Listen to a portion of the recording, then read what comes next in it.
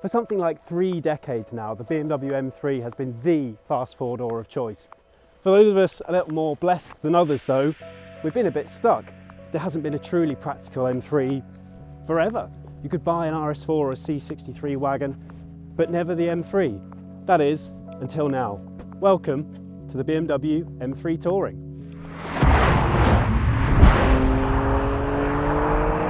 Now, if you are anything like me and you love M3s, you like to debate the S55 straight 6 against the S65 V8 and 3-litre E36s against 3.2s, then there'll be nothing really that I can tell you about this car because it's the M3 Touring. We've been waiting for this for years and years and years and years. BMW made one as long ago as 2000, that awesome looking E46 concept that they kept to themselves for so long. It's the fast car of 2023, arguably, and the most exciting M3 surely in decades. But if you have been under a rock for a period of time, a brief reminder of what we're dealing with, essentially a lot is carried over from the M3 and M4 xDrive. So that means the same 510 horsepower twin turbo 3-litre straight 6. It means the same 8-speed automatic gearbox. And it means the same xDrive all-wheel drive system that only adds 50 kilos over the equivalent rear-wheel drive setup, yet does permit pure rear-wheel drive if you like scaring your mother-in-law. It all still works to absolutely devastating effect as well. This S58 engine has already been earning itself a reputation for the speed of its response and just its sheer performance, and undoubtedly that survived here, even allowing for a bit of extra weight for the touring body. It's an awesome engine, it really is. It's got all the torque that you would want for an estate car for lugging things around. It's something like 479 pound-foot, but it's also got all the energy and the willingness for high revs that you'd really want from an M engine. It goes all the way to 7,200, which nowadays feels quite high and definitely feels worth revving out all that way. If I'm honest, the noise is still a bit curious. You get occasionally great straight 6 rasp and some good gearbox pops, but on the other hand, you sometimes get these weird sort of grumbles and the speakers sometimes vibrate through the piped in sound. I'm also not entirely convinced still by the 8-speed auto. I think it should be something a bit quicker, maybe a dual clutch like the good old days, but they seem like far less important points in this touring. Or perhaps we've just got used to them in this G80 generation of M3. No, see, what's important here, or what should be important, is the Touring as an actual estate car. It's all very well making the M3 into a Touring, but if it's useless as a wagon, then people are just going to stick with what they have. The news here is mixed. 500 litres is decent, and the seats fold down just like this, but that's only what you would have got in a 3 Series 10 years ago. That being said, Tourings have never been the most accommodating. What they always have been, however, is brilliant to look at. Every 3 Series and every 5 Series BMW has made into estate has probably been the best looking model of the range. That's most certainly true here. I love how the estate has really bulked up the rear end, like these exhaust lights, wheels and arches were built for this car first and the other two followed, rather than the other way around. This is undoubtedly the best looking G80 M3 yet. I think this interior is really special as well, kind of elevating the M3 to RS6 and E63 kind of calibre, even if it's not quite that big.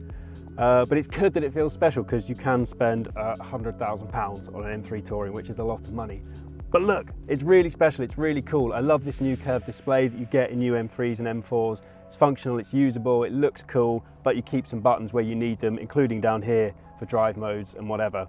Yeah, for me, it's another great BMW M interior, up to and including these awesome optional bucket seats. But a word of warning, they do have cutouts, you are going to get poked in the back by passengers, and that is going to be annoying.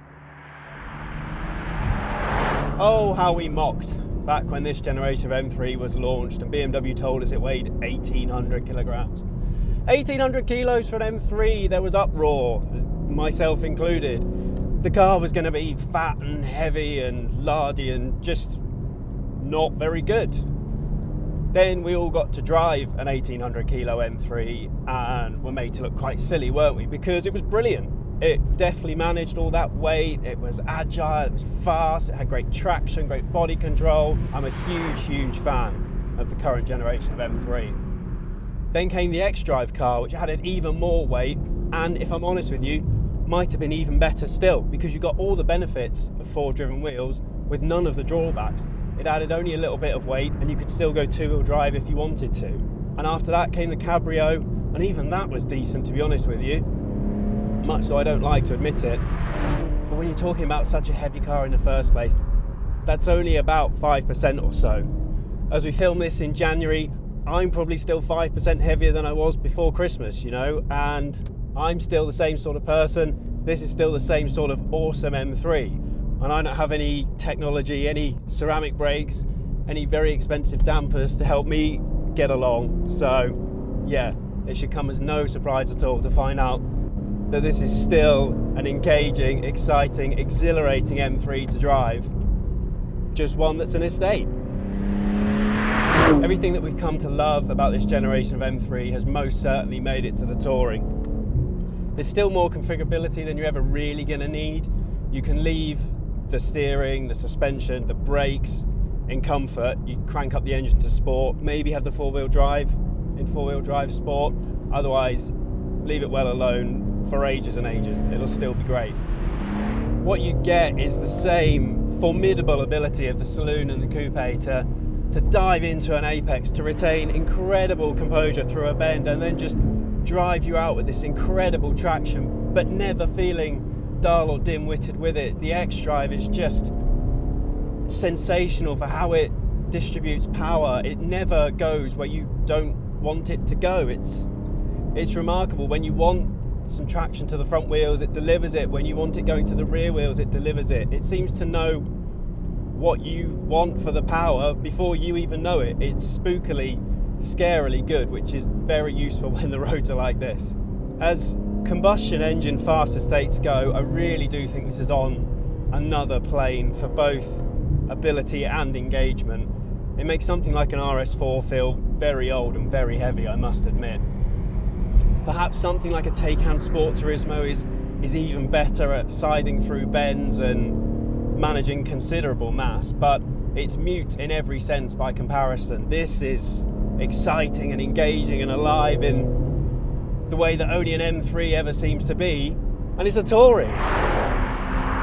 All sounds pretty perfect, right? You've got that awesome M3 driving experience, a stunning interior, the cool look, but there's a problem, a big problem. It's called the Alpina B3. You see, as long as BMW has made any kind of M3, Alpina has been making a hotted up 3 Series as well, including Tourings, including convertibles, all sorts. And they've had a broader, kind of more accommodating remit than the M car.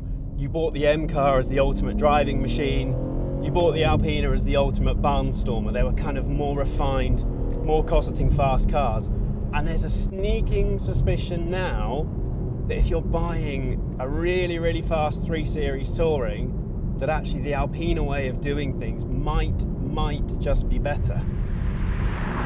You see, if you're buying a big, fast, luxurious estate car, the way that Alpina builds the wonderful new B3 with a bit more torque than this car, with that Comfort Plus drive mode, with slightly more subtle looks that don't have that crazy grille, that could appeal. You know, if you've got to put family and dogs in, going under the radar has something to be said for it.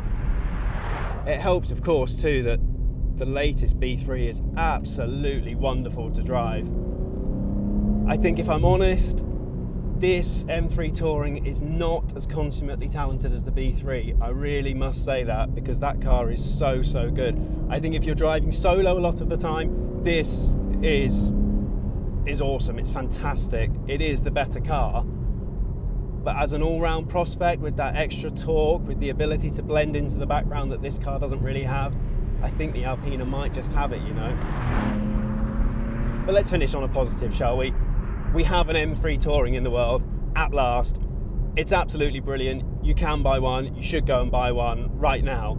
And the world surely is a better place for a pair of 500 horsepower 3 Series Tourings out there. Come on. If it were my money, I'd probably still buy the Alpina. I don't know. I'd have to have 2 very extensive test drives to be sure. But I think, yeah, we should be grateful that at last this car exists and that two great 3 Series Tourings like this and the B3 exist. Don't forget either that Alpina is going to become part of BMW in a couple of years' time, and I'd be incredibly surprised if they're allowed to keep making cars, if Alpinas keep coming out like the current B3. I don't think it's going to happen. So make the most of them now, people.